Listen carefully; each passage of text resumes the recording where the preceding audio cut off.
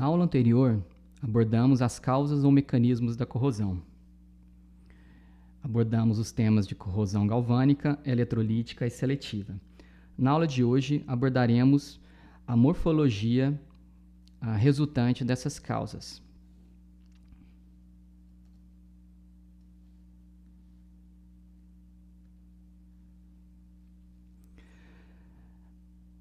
Na corrosão uniforme, a corrosão se processa em toda a extensão da superfície, ocorrendo perda uniforme de espessura.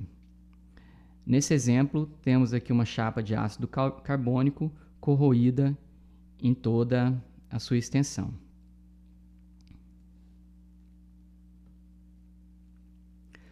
Na corrosão por placas, a corrosão se localiza em regiões da superfície metálica e não em toda a sua extensão, formando placas que se desprendem progressivamente. Então, nessas duas figuras, nesses sulcos, são as placas que se desprenderam e levaram à formação dos sulcos. A mesma coisa acontecendo nessa outra figura.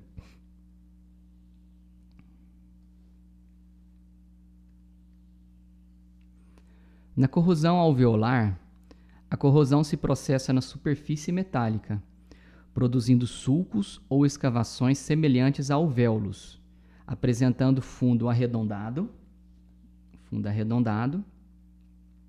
e profundidade geralmente menor do que o diâmetro. Então, aqui demonstrando um sulco com uma profundidade menor do que o diâmetro e as escavações aqui na forma de alvéolos. Na corrosão por pitches ou pontiforme, a corrosão se processa em pontos ou pequenas áreas localizadas na superfície metálica, produzindo então os pitches, que são cavidades com fundo anguloso e profundidade geralmente maior do que o diâmetro. Aqui na figura, um exemplo de corrosão por pitches em aço inoxidável.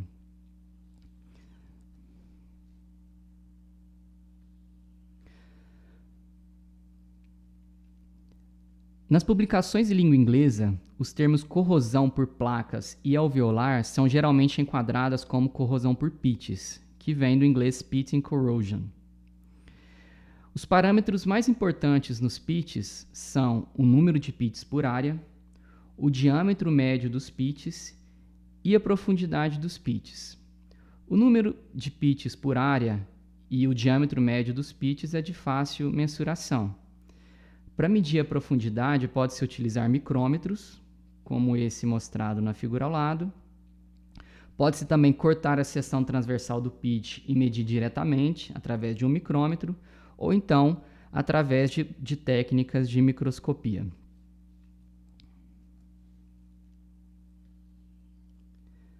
Então, os tipos de corrosão, as formas de corrosão apresentadas anteriormente foram abordadas de uma forma macroscópica.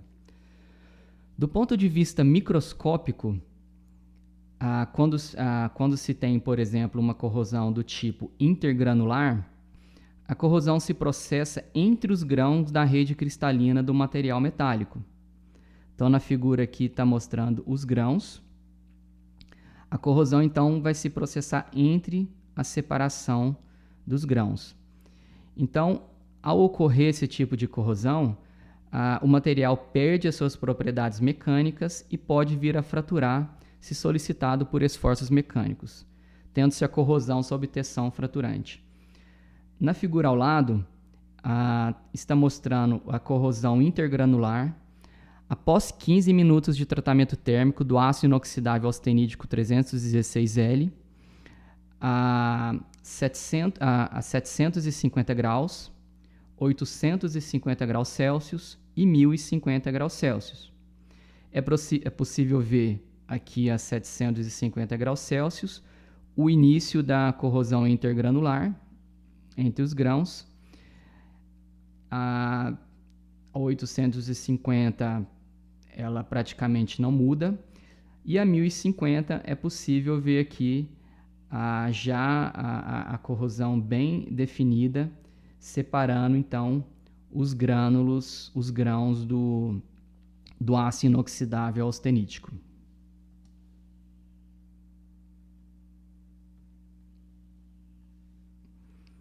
Também do ponto de vista microscópico, existe o tipo de corrosão transgranular, que ao contrário da corrosão intergranular, na corrosão transgranular, a corrosão se manifesta sob a forma de trincas que se propagam pelo interior dos grãos e não pela extremidade dos mesmos, como na intergranular. Nesse caso aqui da corrosão transgranular, tem-se, por exemplo, o caso de corrosão sob tensão de aços inoxidáveis austeníticos.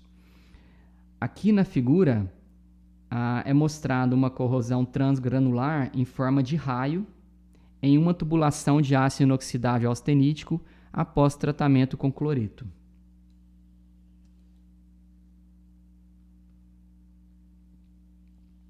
Voltando às corrosões observadas, então, do ponto de vista macroscópico, tem-se também a corrosão filiforme, que se processa sob forma de finos filamentos, mas não profundos, que se propagam em diferentes direções e que não se cruzam. Isso porque o produto de corrosão, em estado coloidal, apresenta carga positiva, gerando, então, a repulsão entre os filamentos. Ela ocorre geralmente em superfícies metálicas, revestidas com tintas ou com metais, como o exemplo dessa figura, ocasionando o descolamento do revestimento. Aqui na figura abaixo é mostrado a dobra do capô de um veículo, na qual, entre então o metal e o revestimento de tinta, ocasionou a corrosão filiforme.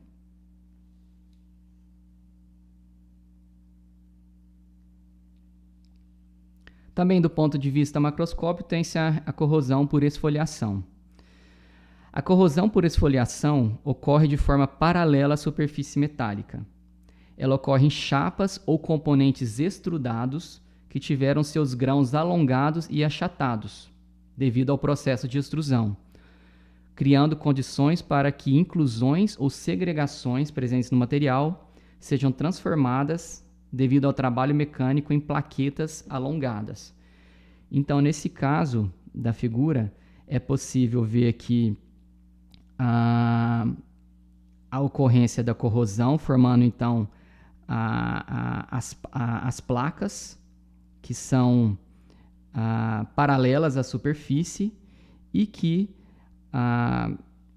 elas vão então desgrudando progressivamente do material inicial. Um outro tipo de corrosão é o empalamento por hidrogênio. Nesse caso, por ter dimensões pequenas, o hidrogênio atômico penetra no material metálico e difunde-se rapidamente em seu interior.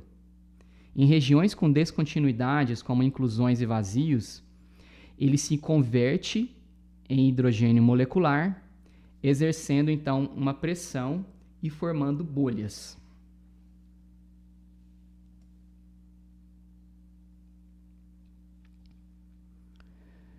Existe também o tipo de corrosão chamado corrosão em torno de cordão de solda. Ele é observado em torno do cordão de solda, como mostrado na figura ao lado. Então, ocorre em aços inoxidáveis não estabilizados ou com teores de carbono maiores do que 0,03%. A corrosão, quando a solda é aplicada, vai ocorrer em torno dela, tanto acima quanto abaixo, e ela vai se processar de forma intergranular.